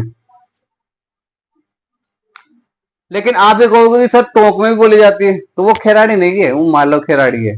कौन सी है, माल खेराड़ी। नोट लगाकर लिख लो, माल खेराड़ी भाषा टोंक में बोली जाती है, मालपुरा टोंक में बोली जाती है। नोट लगाकर लिख लो, नहीं आप खेराड़ी भाषा को कर दोगे टोंक में, टोंक में वो नहीं है, टोंक में माल खेराड़ी भाषा। नोट,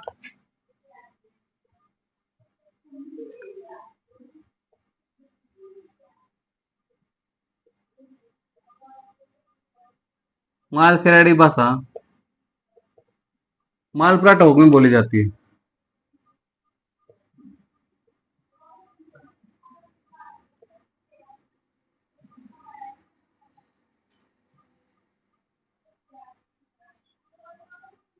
बोली जाती है। मालपुरा टोंक में कौन सी भाषा बोली जाती है? माल खेराड़ी भाषा बोली जाती है। अब जो ये खेराड़ी भाषा है, इस पर कौन सी भाषा का प्रभाव है? कौन कौन सी भाषा का प्रभाव है? तो इस पर मेवाड़ी, हाड़ौती और ढूंढाड़ी, मेवाड़ी, हाड़ौती और ढूंढाड़ी। अब आप देखोगे सर मेवाड़ी कैसे, तो आपको पता है मेवाड़ शाहपुरा भीलवाड़ा के लगभग उदयपुर में बोली जाती है, मेवाड़ी बोली जाती है ना। मेवाड़ी, हाड़ौती, हाड़ौती क्योंकि जयपुर के टच में आ गया, हाड़ौती प्रदेश में, सॉरी वो जयपुर, ढूंढाड़ी ये दक्षिणी क्षेत्र में आ गया, तो हाड़ौती यहाँ बोली जाती है, हाड़ौती यहाँ बोली जाती है। और ढूंढाड़ी, तो ढूंढाड़ी जो कौन सा, ये शाहपुरा का क्षेत्र है, ये शाहपुरा का क्षेत्र है, ये किसमें टच में आ गया? ढूंढाड़ी के टच में आ गया। तो इस पर किस किसका प्रभाव हुआ? मेवाड़ी का, ढूंढाड़ी का और हाड़ौती का। तो प्रभाव लिख लो इससे, इस बोली पर प्रभाव किस किसका? मेवाड़ी, हाड़ौती और ढूंढाड़ी बोली का इसके ऊपर प्रभाव है। मेवाड़ी, हाड़ौती और ढूंढाड़ी, हाड़ौती सही लिखो,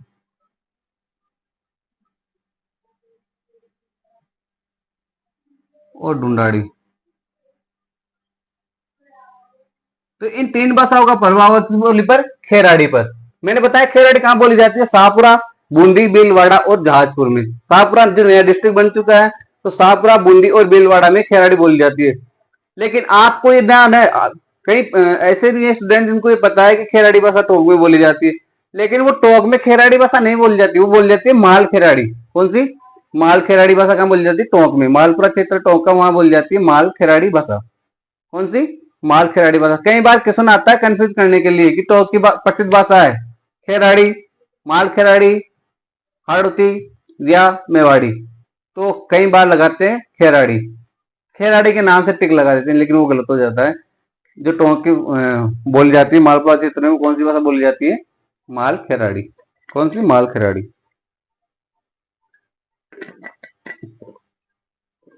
तो ये हमारी क्या हुई? मारवाड़ की जो उपबोलियां वो चल रही है। अब इसके बाद में देखते हैं कौन सी थली, थली भाषा है वो कहां बोली जाती है? तो थली भाषा बोली जाती है बीकानेर में, बीकानेर में, दक्षिणी गंगानगर में, जैसलमेर में, नागौर में और चूरू में। थली भाषा।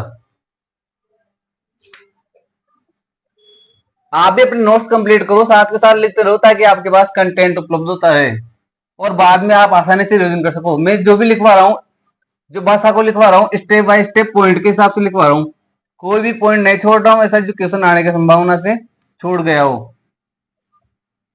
जितना हो सके उतना डिटेल से जानकारी देने की कोशिश कर रहा हूँ इस भाषाओं के बारे में, कौन सी भाषा कौन से क्षेत्र से प्रसिद्ध है। अब देखते हैं थली।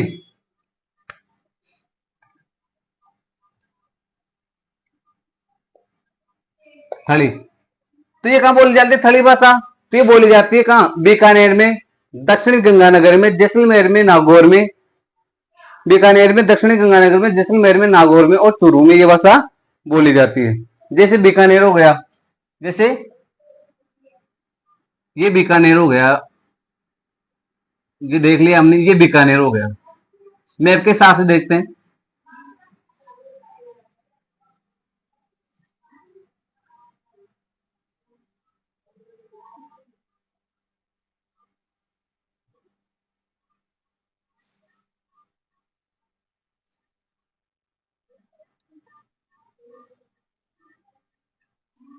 ये राजस्थान का मैप हो गया, एग्जाम्पल के हिसाब से देख लो।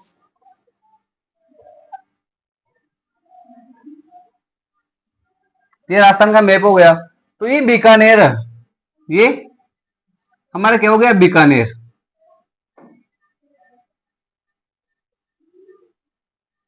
ये बीकानेर हो गया। अब ये भाषा कहां बोली जाती है? तो ये जो ऊपर क्या हो गया? गंगानगर। तो गंगानगर का जो दक्षिणी एरिया है, गंगानगर का जो दक्षिणी साइड है, उसमें ये भाषा बोली जाती है। तो यहाँ हो गया ये गंगानगर, ये गंगानगर हो गया, गंगानगर, बीकानेर। अब कौन सा जिला आएगा इसमें? अनूपगढ़। कौन सा आएगा? अनूपगढ़। अनूपगढ़ में बोली जाती है, जो नया जिला हो गया ना। तो ये दक्षिणी गंगानगर हो गया, इधर जैसलमेर हो गया, इधर कौन सा हो गया, नागौर हो गया, इधर कौन सा हो गया, चूरू हो गया। तो कहाँ कहाँ बोली जाती है ये, और ये क्या हो गया, अनूपगढ़। कौन सा हो गया, अनूपगढ़। तो इसका जो क्षेत्र है वो कहाँ कहाँ है, खड़ी भाषा का, तो बीकानेर, बीकानेर, दक्षिणी गंगानगर,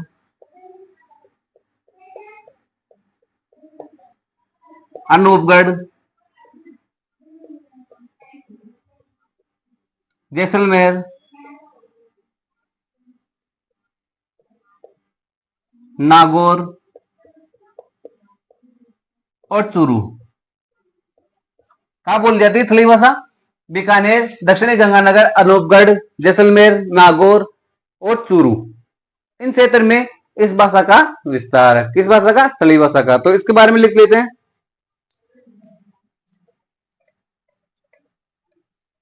थली भाषा का क्षेत्र।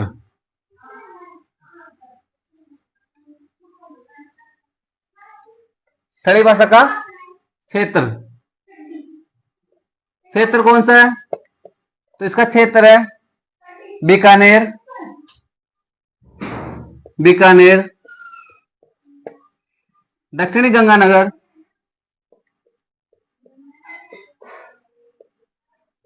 दक्षिणी गंगानगर, जैसलमेर,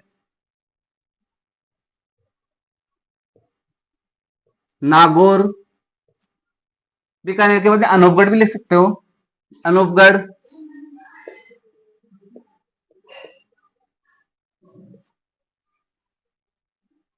नागौर और चूरू।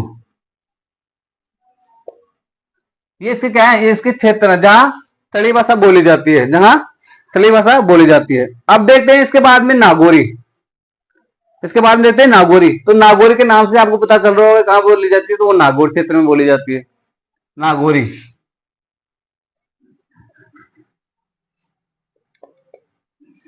नागौरी कहां बोली जाती है, नागौर क्षेत्र में। क्षेत्र कौन सा है इसका, नागौर।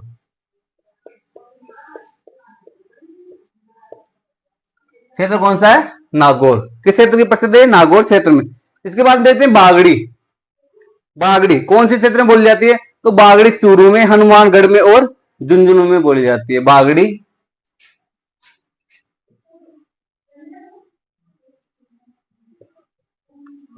बागड़ी कहां बोली जाती है, तो चूरू, झुंझुनू, हनुमानगढ़ और नीम का थाना, जो कि झुंझुनू से होकर आ गया ना नीम का थाना, तो वहां बोली जाती है कौन सी, बागड़ी। कौन सी, बागड़ी।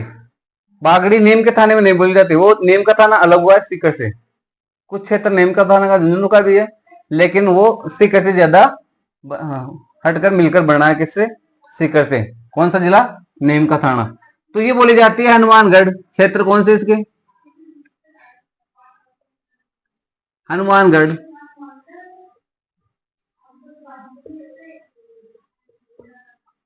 हनुमानगढ़, चूरू और झुंझुनू।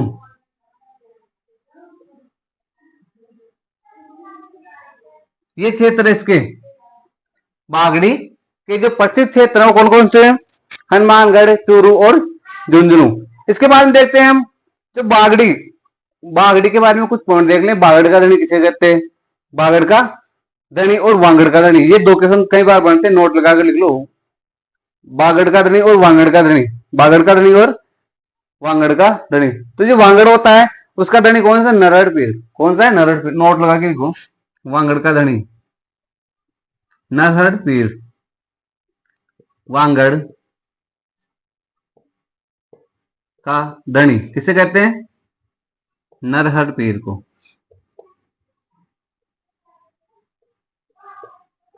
और बांगड़ का धनी किसे कहते हैं,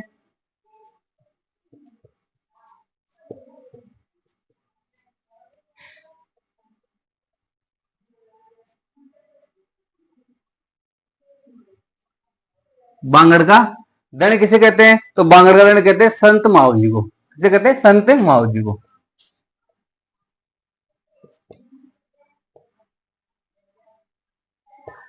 संत माओ जी को। तो ये था हमारी जो मारवाड़ी की बोलियां हैं। अब कौन सी है इसमें, तो इसमें देखते हैं बीकानेरी। कौन सी बोली है मारवाड़ी की? बीकानेरी। तो बीकानेरी कहाँ बोली जाती है? तो आपको पता है बीकानेरी के नाम से प्रसिद्ध है बीकानेर।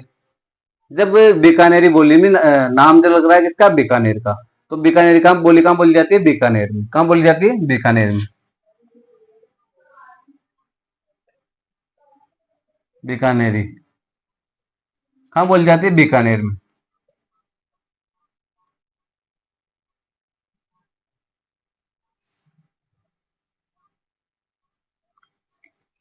ये कहाँ की प्रसिद्ध है?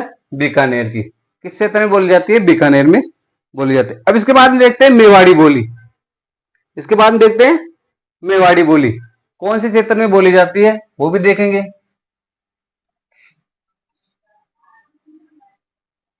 मेवाड़ी बोली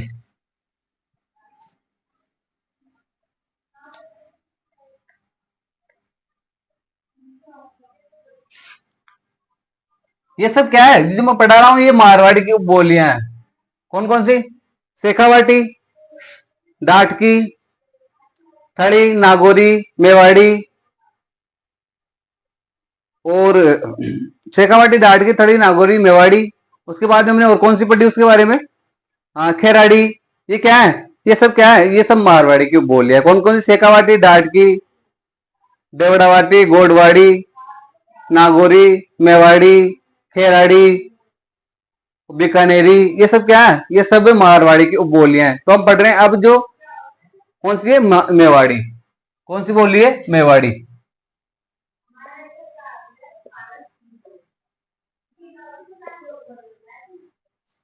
मेवाड़ी। मेवाड़ी के बारे में क्या है? कौन से क्षेत्र में बोली जाती है ये? तो मेवाड़ी भाषा कौन से क्षेत्र में बोली जाती है? ये प्रमुख रूप से उदयपुर, चित्तौड़गढ़, राजसमंद और भीलवाड़ा में बोली जाती है।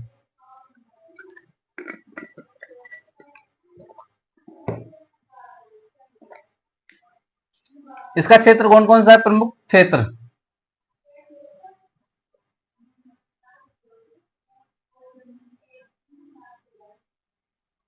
कौन कौन से क्षेत्र जिनमें ये बोली जाती है?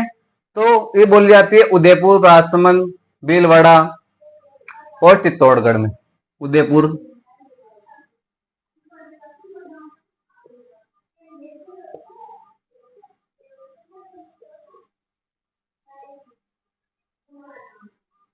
चित्तौड़गढ़, राजसमंद।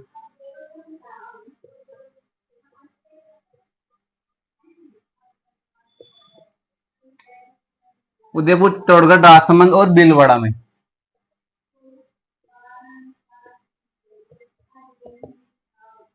कौन सी बोली बोली जाती है? मेवाड़ी बोली बोली जाती है। जो कि राजस्थान की सबसे बड़ी, दूसरी सबसे बड़ी या दूसरी महत्वपूर्ण बोली मानी जाती है। कौन सी? मेवाड़ी। यह है राजस्थान की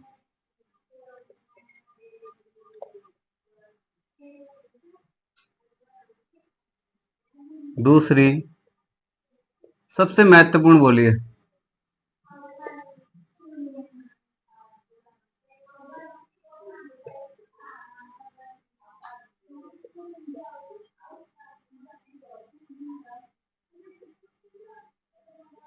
मानी जाती है। कौन सी? मेवाड़ी राजस्थान की दूसरी सबसे महत्वपूर्ण बोली मानी जाती है। यानी दूसरी सबसे बड़ी बोली कौन सी है? मेवाड़ी। और सबसे बड़ी बोली कौन सी है? मारवाड़ी। सबसे बड़ी बोली कौन सी है? मारवाड़ी। ये कौन से क्षेत्र में बोली जाती है? तो ये उदयपुर में, राजसमंद में, चित्तौड़गढ़ में और भीलवाड़ा में मेवाड़ी बोली बोली जाती है। और क्या इसके बारे में? तो कीर्ति स्तंभ जो प्रशस्ति लेख है, जो कीर्ति स्तंभ है और जो भीलवाड़ा, जो राजसमंद है, तो राजसमंद में और भीलवाड़ा में, उदयपुर में, चित्तौड़गढ़ में बोली बोली जाती है। लेकिन कीर्ति स्तंभ जो किसके द्वारा बनाया गया? महाराणा कुंभा के द्वारा। तो कीर्ति स्तंभ जो प्रशस्ति है, मतलब कीर्ति स्तंभ जो लेख है, कीर्ति स्तंभ वो विजय स्तंभ नहीं, जो कीर्ति स्तंभ लेख है जो किसके द्वारा लिखा गया? महाराणा कुंभा के काल में लिखा गया। तो कीर्ति स्तंभ लेख और महाराणा कुंभा के नाटक, कीर्ति स्तंभ लेख और महाराणा कुंभा के नाटक किस बोली में प्रसिद्ध है? मेवाड़ी बोली में लिखे गए। किसमें? मेवाड़ी भाषा में लिखे गए। किस भाषा के प्रसिद्ध? मेवाड़ी भाषा के। कौन कौन? कीर्ति स्तंभ लेख और महाराणा कुंभा के नाटक। नोट लगा कर लिखो या फिर यही लिख लो आगे। कीर्ति स्तंभ, कीर्ति स्तंभ, प्रशस्ति,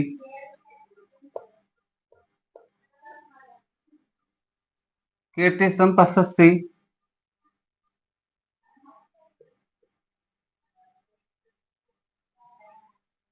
प्रशस्ति और महाराणा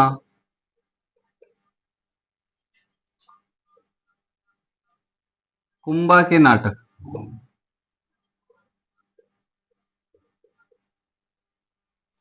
मेवाड़ी भाषा में, मेवाड़ी भाषा में लिखे गए, लिखे गए या प्रसिद्ध। क्या क्या? एक तो कीर्ति स्तंभ लेख और एक महाराणा कुंभा के नाटक, ये मेवाड़ी भाषा के प्रसिद्ध है। इसके बाद में देखते हैं राजावाटी। राजावाटी जो कि हम देखेंगे, जो अगली बोली है हमारी ढूंढाड़ी, उसमें हम देखेंगे। तो अब जो नेक्स्ट उपबोली है वो कौन सी है? वो है बागड़ी बोली। कौन सी? बागड़ी। अब बागड़ी कहां बोली जाती है? ये तो हमने देखा मारवाड़ी के बारे में। कहां कहां बोली जाती है? उदयपुर, चित्तौड़गढ़, राजसमंद, भीलवाड़ा में बोली जाती है और राजस्थान की दूसरी सबसे बड़ी बोली है। और इसका जो कीर्ति स्तंभ प्रशस्ति लेख है और जो महाराणा कुंभा के नाटक है वो किसमें? मेवाड़ी भाषा में। अब देखते हैं बागड़ी बोली। कौन सी? बागड़ी बोली।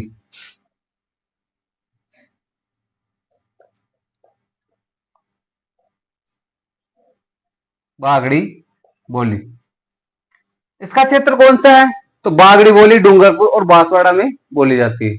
इसका क्षेत्र कौन सा है? दक्षिण में जो डूंगरपुर और बांसवाड़ा है वहां ये बोली जाती है। तो क्षेत्र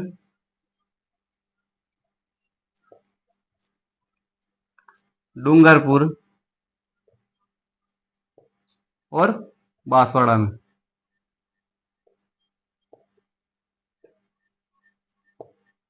कहा बोली जाती है? डूंगरपुर और बांसवाड़ा में बोली जाती है। कौन सी बोली? बागड़ी बोली बोली जाती है। इस पर प्रभाव, तो प्रभाव इस पर गुजराती शैली का है और जो मालवी, जो मालानी शैली है उसका इसके ऊपर प्रभाव है। यानी गुजराती बोली है और मालानी बोली का इसके ऊपर प्रभाव है। इस पर बागड़ी पर प्रभाव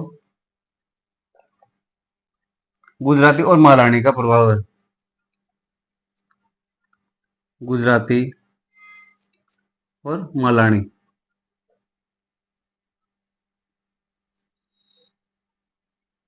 का प्रभाव किस पर? बागड़ी पर गुजराती और मालानी का प्रभाव है। और क्या इसके बारे में? तो मैंने बताया बागड़ के धनी किसे कहते हैं? संत माऊजी को कहते हैं। और वांगड़ के धनी किसे कहते हैं? नरड़ पीर को कहते हैं। तो जो बांगड़ के धनी है, बांगड़ मतलब डूंगरपुर बांसवाड़ा का क्षेत्र है और वांगड़ मतलब जो उत्तर का क्षेत्र है उसे कहते हैं वांगड़। तो जो बांगड़ के धनी है उनके उपदेश वो किस बोली में? बागड़ी बोली में। किसमें? बागड़ी बोली में। जो वांगड़ के धनी संत माऊजी है उनके उपदेश को क्या कहते हैं? चोपड़ा कहते हैं। क्या कहते हैं? चोपड़ा। वांगड़ के धनी, बांगड़ के धनी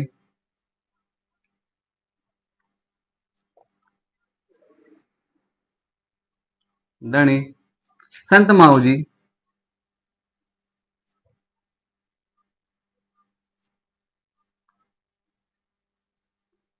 के उपदेश जिसे क्या कहते हैं? चोपड़ा।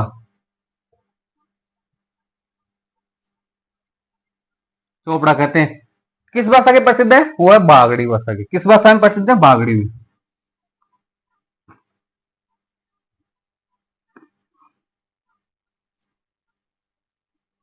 बागड़ी बोली में प्रसिद्ध है।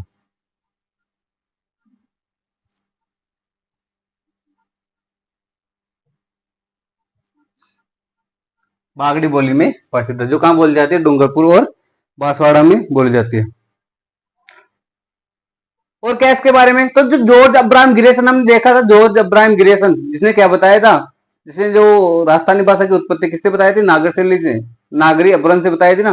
तो जो जॉर्ज अब्राहम ग्रेसन, वही जो राजस्थान भाषा के लिए सर्वप्रथम राजस्थानी शब्द का प्रयोग किया, किसने, जॉर्ज अब्राहम ग्रेसन ने। तो जॉर्ज अब्राहम ग्रेसन के द्वारा ये बोली है बागड़ी, इसे क्या नाम दिया गया, बिली बोली। क्या, बिली बोली, यानी बिलों के द्वारा बोली जाने वाली बोली कौन सी है, बागड़ी। तो लिख लो, जॉर्ज अब्राहम ग्रेसन के द्वारा इसे,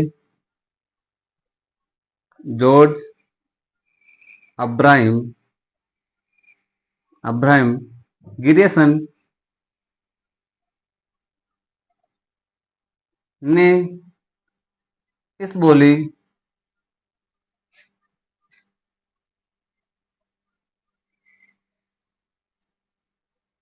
को बिल्ली बोली कहा है, बिल्ली बोली कहा, बिल्ली बोली कहा, किसने, जॉर्ज अब्राहम ग्रेसन ने इस बोली को बिल्ली बोली कहा है। क्वेश्चन आता है, ऐसा आया हुआ है कि जॉर्ज अब्राहम ग्रेसन के द्वारा कौन सी बोली को बिल्ली बोली कहा गया, या बिल्ली बोली के रूप में कौन सी बोली प्रसिद्ध है। तो कौन सी है वो, बागड़ी बोली प्रसिद्ध है, बागड़ी भाषा प्रसिद्ध है, कौन सी, बिल्ली बोली के रूप में। दोस्तों ये रही हमारी आज की जो मारवाड़ी भाषा थी, हमने देखी कंप्लीट रूप से। जो मारवाड़ी क्षेत्र, जो मारवाड़ी बोली थी, ये इसके बारे में हमने संपूर्ण रूप से पढ़ा, इसका साहित्य पढ़ा, और इसकी जो उपबोलियां हैं उनके बारे में डिटेल से जानकारी ली। ऐसा कोई क्वेश्चन नहीं होगा जो मारवाड़ी भाषा से बाहर निकला हो। जो क्वेश्चन आए हुए हैं वो भी इन्हीं में से आए हुए हैं, जो क्वेश्चन आने की संभावना है वो भी इसी भाषा जो मैंने पढ़ा है इनमें से आने की संभावना है।